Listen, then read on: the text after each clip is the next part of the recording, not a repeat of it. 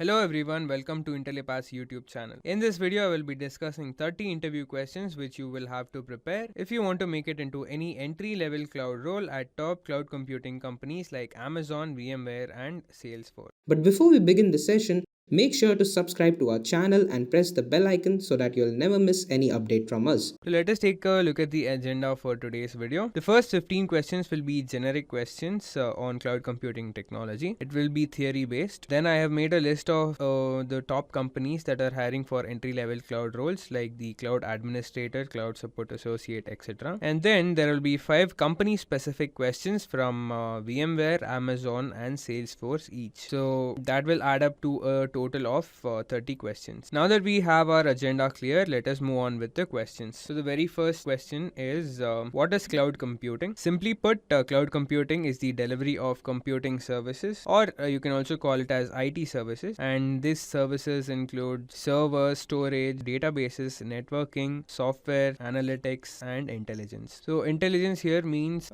most recently Microsoft Azure has come up with artificial intelligent algorithms and machine learning models, and they have made this as a service, and they are giving out the computing of each of these algorithms and models as a service, and you can pay for each computation you make in that algorithm. So this is a new feature from Azure. So you can say that cloud computing also provides intelligence over the internet, or you can also call it the cloud instead of the internet. Well, let us move on with the next question. Explain briefly the types of cloud computing. So we have 3 types of cloud computing: private, public and hybrid. So the private model consists of an infrastructure that is owned by a single business, and this model can be hosted in-house or can be externally hosted. So the company can choose wherever they want to put their cloud infrastructure, whether it be in their office or they can rent out a place and host it there. And although the private cloud model is expensive, it is well suited for large organizations with a focus on security, customizability and computing power. So if a company is looking for features like security, customizability and computing power, they can opt for the private cloud, but it will cost them a bit more than the other types of cloud. So the next type we have is public cloud.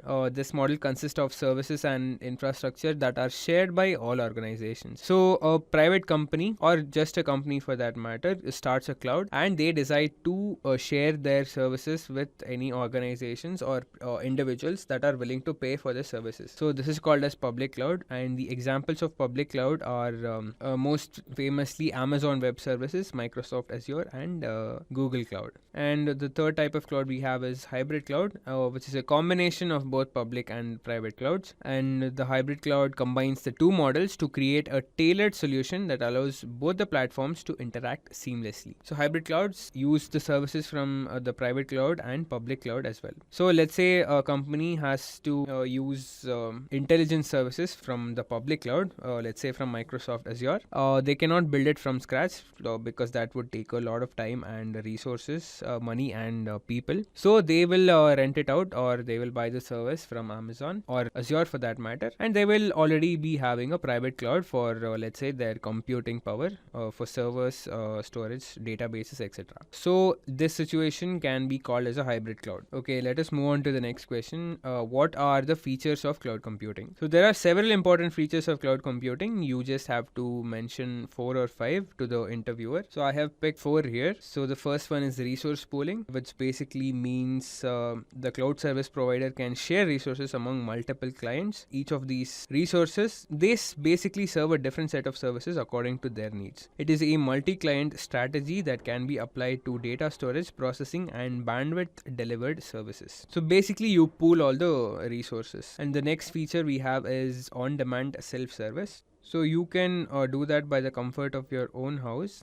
with the help of a web browser that is provided by the cloud providers themselves. So the next feature you have is easy maintenance. This is one of the best cloud features. Servers are easily maintained and downtime is minimal or sometimes zero. So the next feature we have is security. Security in the cloud means that it creates a snapshot of the data stored so that the data will not get lost even if one of the servers gets damaged. The data is stored within the storage devices which cannot be hacked and utilized by any other person. The storage service is very quick and reliable. Alright, let's move on to the next question. Compare cloud computing and on-premises computing. Or the question can also be, what are the benefits of cloud computing? So here there are 5 criterias, and under each criteria I'll be discussing what cloud can do and what on-premises infrastructure can do. So the very first thing is initial cost of cloud is low, and for on-premises it is very high because they will have to bring in servers, network wires, LAN wires, everything that will cost them a lot of money. Whereas in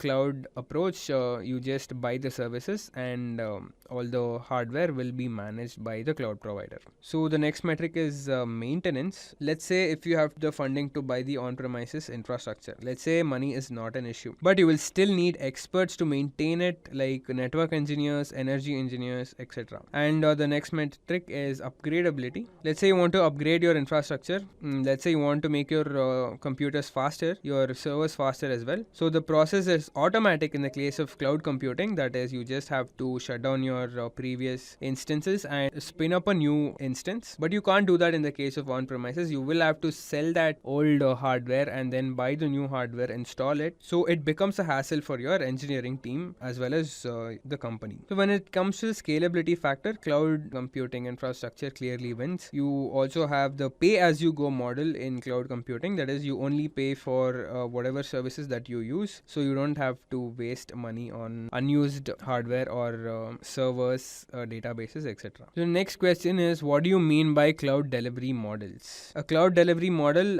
represents a specific pre-packaged combination of IT resources offered by a cloud provider. Cloud delivery models are models that represents the cloud computing environments. So we basically have 3 models. That the first one is infrastructure as a service, or also called as IaaS. We have platform as a service, that is built on top of the IaaS, and finally we have software as a service, which is in turn built on top of platform as a service. So we will also have to explain about these services in brief if the interviewer asks you about it. So let us see what they mean in brief. So infrastructure as a service is a delivery of services including let's say operating systems, storage, networking, and various utility software elements on a request basis. That is, you are providing the infrastructure like operating system, storage, networking as a service. So they are basically renting out OS, storage, RAM capacity, networking, etc. So in platform as a service, it is a mechanism for combining infrastructure as a service with an abstracted set of middleware services, software development, and deployment tools. These allow the organizations to have a consistent way to create and deploy applications on a cloud or on-premises environment. And finally, we have software as a service. It is a business application created and hosted by a provider in a multi-tenant model. So you will be only interacting with the software. You won't have to interact with the operating system or any other underlying features. That is abstracted out from you. So if you buy software as a service, you will only have to interact with the software user interface. Alright, the next question is, what is function as a service, or FaaS? Function as a service is a serverless way to execute modular pieces of code on the edge. So we have a concept called edge computing. So these will be executed in the edge. Function as a service lets developers write and update a piece of code on the fly, which can then be executed in response to an event, such as user clicking on an element in a web application. This makes it easy to scale code and is a cost-effective way to implement microservices. So what this basically says is that you do not buy the operating system, you do not buy the instances, you do not buy any resources. You only have to pay for the execution of the function. Let's say you write a piece of code and the code will be executed in response to an event, and which will be user clicking on an element on a web application. Let's say the user clicks the submit button, and after the user clicks the submit button, you will have to run a piece of code. Let's say the user wants to submit a form and the data has to sit in your database somewhere. So that can be done by writing a piece of code and putting it up on the function as a service model, and that will execute it for you. So each submit button will cost a certain amount of money. So that model is basically called as function as a service, and it basically follows the method of microservices in it. Alright, the next question is give examples of function as a service in the market currently. So they're asking us to give the examples of the companies that are giving out function as a service as a availability in the market right now. So the very first company is IBM, and the name of its service is Cloud Functions. We also have Amazon's AWS Lambda. Next we have Google Cloud Functions. We also have Microsoft Azure Functions, and finally we have the Open Function as a Service, which is basically an open source software, and Azure Functions is also open source. Alright, we have 5 main contenders in the function as a service. Alright, let us move on to the next question. What is serverless computing? Serverless computing is a method of providing backend services on an as-used basis. A serverless provider allows users to write and deploy code without the hassle of worrying about the underlying infrastructure. Alright, you can look at the image which says no servers, but that is a misconception or somewhat misleading. The term serverless is somewhat misleading, as I said earlier. So what they mean is, as there are still servers providing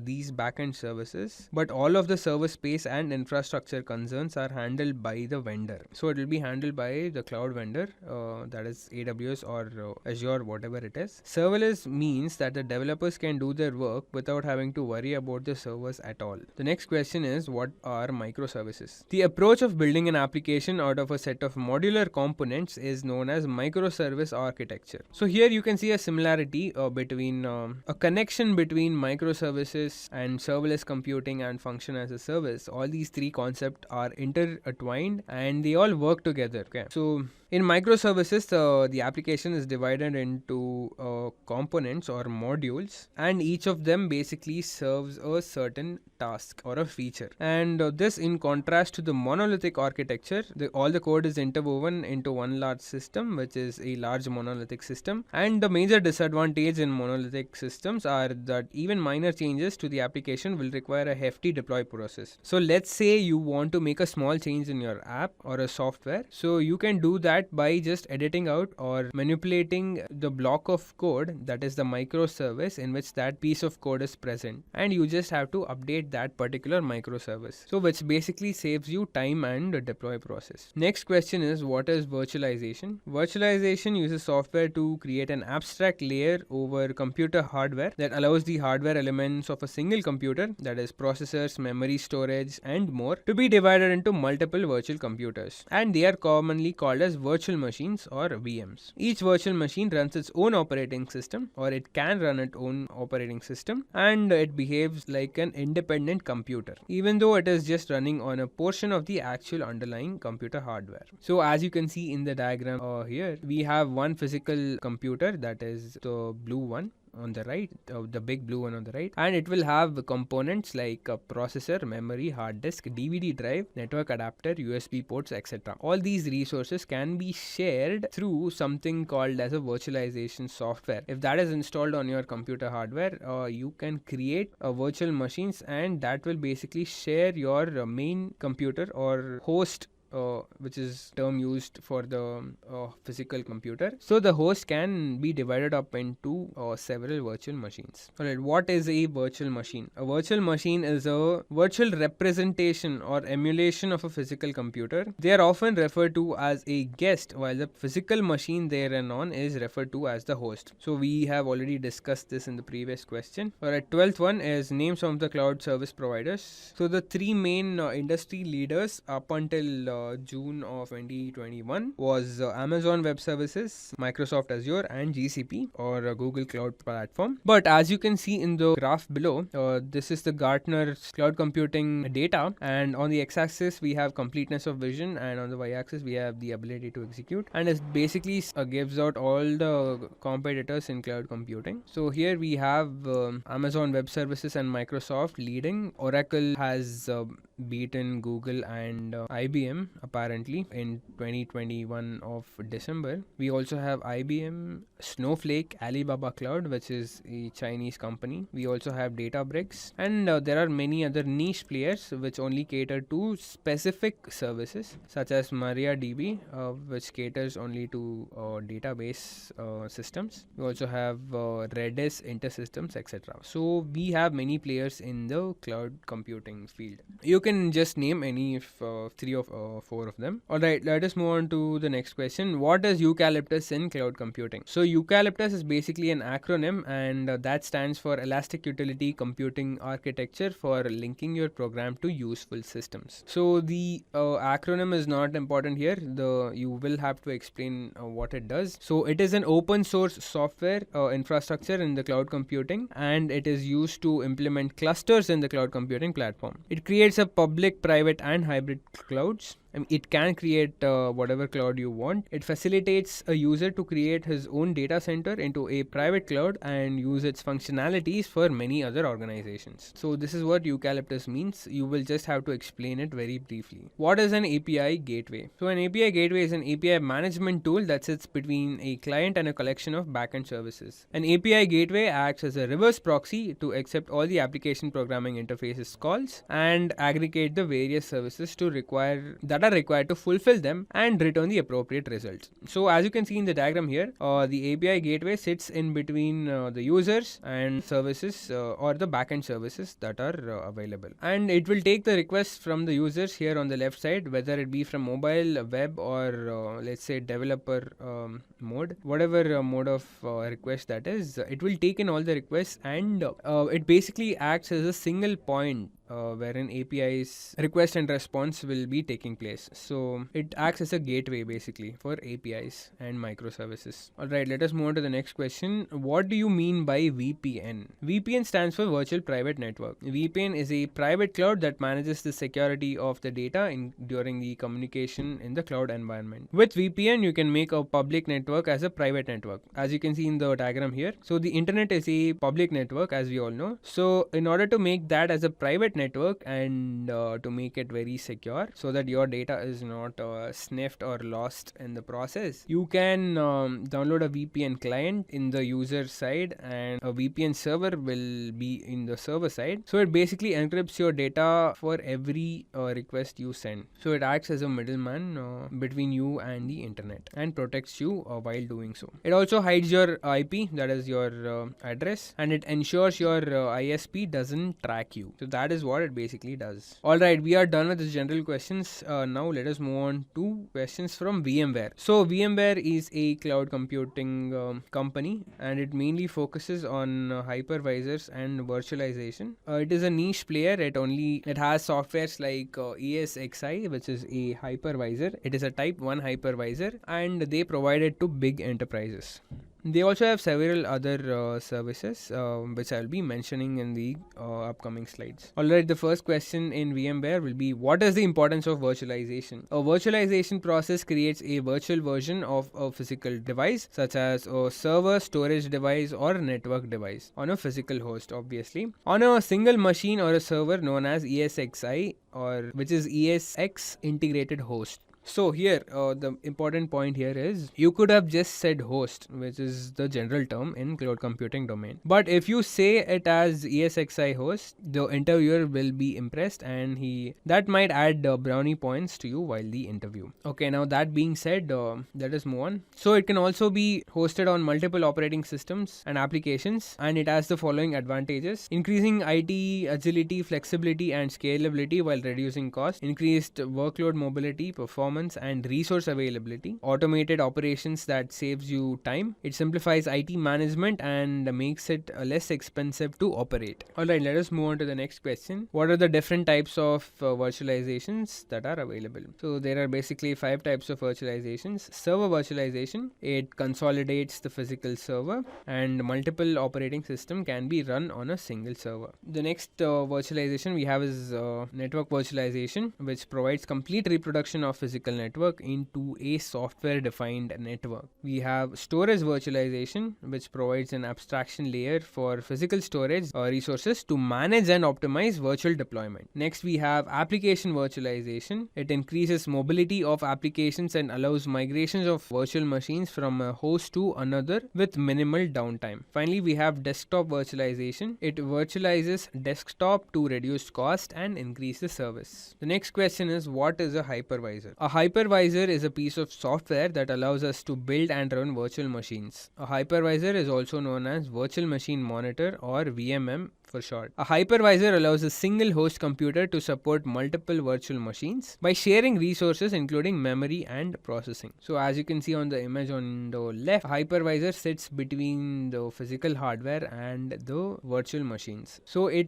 is used to share the resources like memory, storage and database services, etc. There are basically two types of hypervisors, that is type 1 and type 2. Type 1 is also known as bare metal hypervisor and type 2 is known as hosted hypervisor. A type 1 hypervisor functions as a lightweight operating system that operates directly on the host's hardware. That is why it is known as bare metal, because you just install it on the bare metal server. And the type 2 hypervisor functions as a software layer on top of the operating system, and it functions similar to other computer programs. So it basically acts as a computer program, and you can see that in the image on the bottom right here. Alright, the next question is, what do you mean by VMware ESXi? So VMware ESXi is a type 1 enterprise class hypervisor which easily installs on your server and divides itself into multiple virtual machines. It isn't a software application, although it includes and integrates vital OS components such as a kernel. Now let us move on to the fifth question. Explain cluster. In VMware, the cluster is defined as a logical grouping of multiple ESXi hosts, that is the physical computers. It lets you add and remove hosts from a cluster, that is the functionality that it provides. A vSphere cluster is a set of ESXi hosts configured to share resources such as processor, memory, network and storage. In vSphere environments, each cluster can accommodate a maximum of 32 ESXi hosts. So these are their rules which has to be followed, and you have to remember that. And each host or ESXi host can support up to 1024 virtual machines. So a single host can basically spin up 1024 VMs. Cool. Let us move on to the next company, which is Amazon. Okay, the first question is, what is AWS? AWS stands for Amazon Web Services. It is a service which is provided by Amazon that uses distributed IT infrastructure to provide different IT resources on demand. It provides different services such as an infrastructure as a service, platform as a service and software as a service. So as you can see in the diagram, AWS provide many services, and the services add up to a total of 120 as of 2022. Cool. The next question is, explain some of the main services provided by AWS. So first we have Amazon Simple Storage Service, or it is also called as Amazon S3. S3 is basically an object-based storage, that is you can store images, Word files, PDF files, etc. Basically any object. The size of the file that can be stored in S3 ranges from 0 bytes to 5 terabytes. It is an unlimited storage medium, that is you can store the data as much as you want. S3 contains a bucket that stores files. A bucket is like a folder that stores the files. It is universal namespace, that is the names you give to the buckets must be unique globally, and each bucket must have a unique name to generate the unique DNS address. We also have Elastic Cloud Compute. This is basically a virtual machine service from Amazon. Next we have Amazon CloudWatch. It is a service used to monitor all the AWS resources and applications that you run in real time. It collects and tracks the metrics that measure your resources and applications. So the next service we have is Amazon IAM, or Identity Access Management. It is a service used to manage users and their level of access to the AWS Management Console. It is used to set user permissions, roles, sign in users, login users, etc. It basically acts as an authentication and authorization software. So next we have Amazon Simple Email Service, or SES. So this is a cloud-based email sending service that helps digital marketers and application developers to send marketing, notification and transactional emails. So you can also set up automatic email sending feature here. This service is very reliable and cost effective for businesses of all sizes. Okay, the next service we have is Route 53. Route 53 is a highly available and scalable DNS, that is domain name service. It provides a reliable and cost effective way for developers and businesses to route end users to the internet applications by translating domain names into numeric IP addresses. So basically you buy out DNS names using this service called Route 53. Okay, let us move on to the next question. What are key pairs? An Amazon EC2 uses public key cryptography, which is used to encrypt and decrypt the login information. In public key cryptography, the public key is used to encrypt the information, while at the receiver side, a private key is used to decrypt the information. The combination of a public key and the private key is known as key pairs. Key pairs allow you to access the instances securely. Alright, let us move on to the next question. List the possible storage options for the Amazon EC2 instance. So Amazon EC2 instance basically is a virtual machine, and you can choose the operating system and the RAM capacity and the compute capacity, etc. You can choose all these features, and along with that you will have to choose the storage option for EC2. So you will have various options for storage, that is you have the Amazon EC2 inbuilt instance storage itself, but that has very limited features. So therefore you can use the Amazon Elastic Block Store, that is EBS, which is the most common storage option for EC2. You also have Elastic File System, which is basically a file storage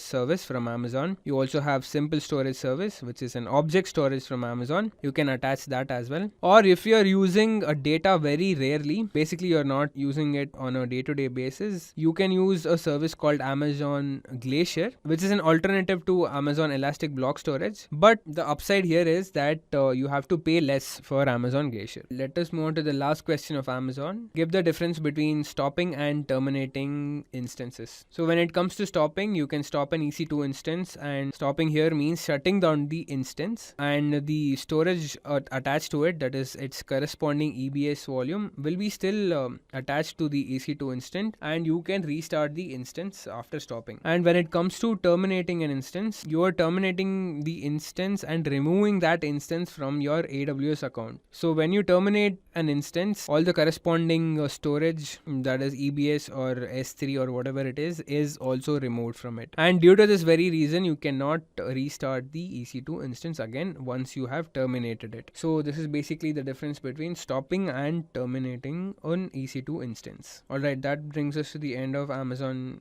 interview questions. Now let us move on to Salesforce. So the very first question is, what is CRM? CRM stands for Customer Relationship Management, and it is a technology for managing all your company's relationships and interactions with customers and potential clients. So the goal here is simple. It improves business relationships. A CRM system helps companies stay connected to customers, streamline processes, and improve profitability. So CRM will have features like email integration. It will also have follow-up project. It has file storage system, documents. It will have email marketing. You can also do sales calls through that CRM software. You can also have relationship management as well. Alright, let us move on to the next question. Can you describe the main differences between Sales Cloud and Service Cloud? So when it comes to Sales Cloud, so before that, guys, Sales Cloud and Service Cloud are the two most important services that is available from Salesforce. So Sales Cloud is a product that is designed to support businesses with their sales cycle, taking a potential customer on a journey from qualifying them through the lead object to converting them into an opportunity where the main sales cycle takes place. Sales Cloud also has a number of other features to support this process, from quoting to forecasting. So you will have features like quoting and forecasting